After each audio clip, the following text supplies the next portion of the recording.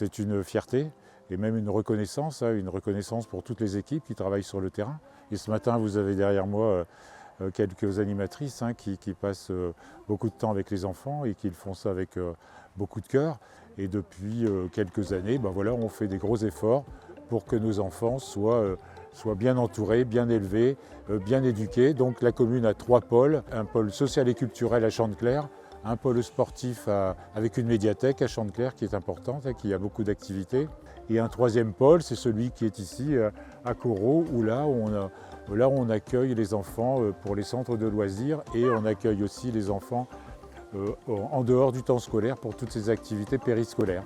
On est une commune dite suburbaine, mais pour laquelle on a su garder une âme un petit peu champêtre, un petit peu rurale. Donc on a une école aujourd'hui qui accueille à peu près 180 enfants, qui va de l'école maternelle jusqu'au CM2. En 2023, on a eu la possibilité de mettre en place ce fameux City Stade.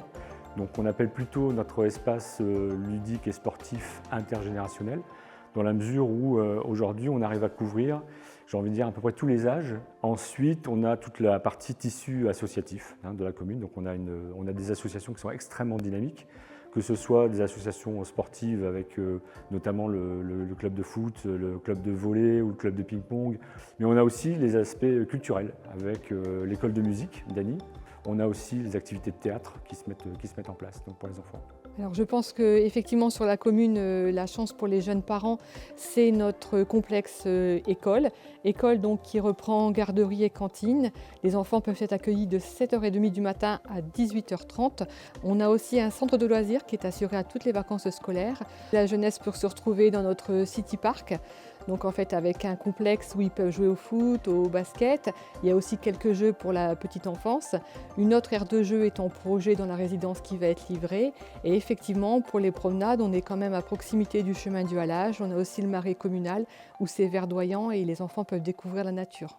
Alors la chance qu'on a, je pense, sur Athis pour notre jeunesse, c'est notre réseau urbain, puisqu'on a un bus en fait qui dessert la commune pour le centre-ville tous les demi-heures.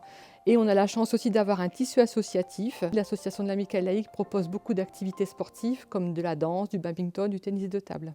Baillière-Sierbertou est une commune qui est située entre le bassin minier et Arras. Arras est un lieu de passage très, très conséquent, et donc, ce qui permet de libérer les contraintes habituelles pour les parents sur le niveau des placements. Il y a en premier lieu l'école de Baillière-Sierbertou où il y a plus de 150 élèves actuellement à l'école. On a tout le périscolaire qui englobe la cantine garderie, qui donne aux parents toute une latitude d'emploi du temps et d'horaire pour se permettre de pouvoir mener à bien leur vie professionnelle et leur vie familiale. Il n'empêche qu'on contribue énormément également au bien-être du corps enseignant en attribuant au fil des années des subventions conséquentes et des aménagements bien particuliers pour justement faciliter non seulement le travail des enseignants, mais également faciliter les relations entre les enseignants, la commune. Donc nous nous trouvons dans la micro-crèche de Voiry-Saint-Tricrude, où la commune loue les locaux nus à la micro-crèche Bulle d'Air, et on accueille des enfants, la petite enfance des 2 communes, bien sûr, des 2 voiries, mais aussi des communes aux alentours. Si on parle de la petite enfance, ça commence ici. Après, on a la chance d'avoir encore un RPI dans nos 2 communes, c'est-à-dire 2 classes à Voiry-Saint-Martin et 2 classes à Voiry-Saint-Tricrude. Et également un centre de loisirs que l'on accueille à tour de rôle. En plus, depuis donc quelques années, donc 2019, donc, il y a le City Stade installé juste à côté de l'espace voirisien qui a été rénové, et aussi un parc de jeux très attractif.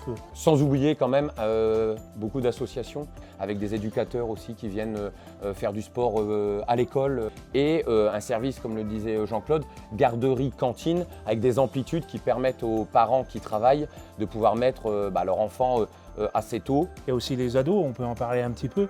Et les ados, nous au niveau de la commune de Boiry-Sainte-Trude, on fait une aide à lors de l'obtention du permis de conduire. Et puis bien sûr, on a adhéré aussi au Pass Jeune et puis Ensemble.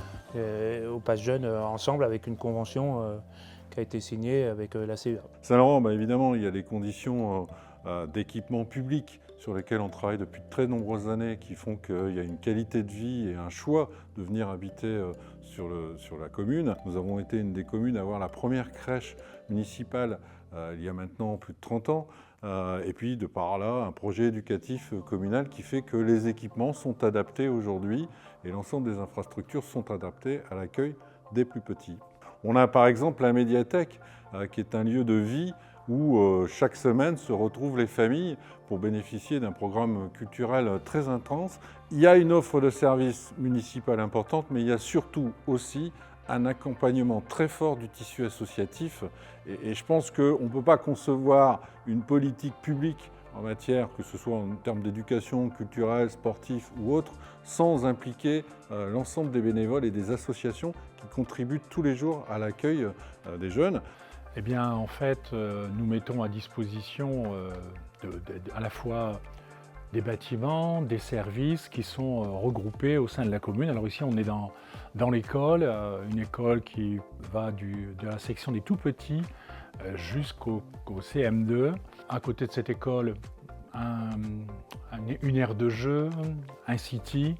Les lieux emblématiques au niveau de la jeunesse, alors on peut peut-être en parler de deux principaux à mon sens, qui sont le parc du manoir où on va pouvoir en fait profiter de la nature, profiter aussi de jeux qui ont été installés, et puis également la ludothèque qui se trouve également dans le manoir au deuxième étage, au second étage. Nous mettons en place aussi des camps d'ados pour permettre aussi aux enfants de partir pendant les vacances d'été, un séjour à la neige pendant les vacances scolaires. Également, on permet aux enfants d'avoir le Pass Jeune, donc c'est aussi une offre intéressante. Et également, pour l'activité sportive, on accompagne les familles pour l'achat des licences qui permet en fait aux enfants de s'inscrire dans le sport qu'ils choisissent. Nous avons une qualité de vie sur Écurie, l'accès aux écoles, la possibilité pour les jeunes enfants d'aller sur l'espace des Écuriades, de profiter du calme, de la sérénité. L'accès également à la bibliothèque. Nous avons 3000 livres dans notre petite bibliothèque communale qui est ouverte 4 fois la semaine.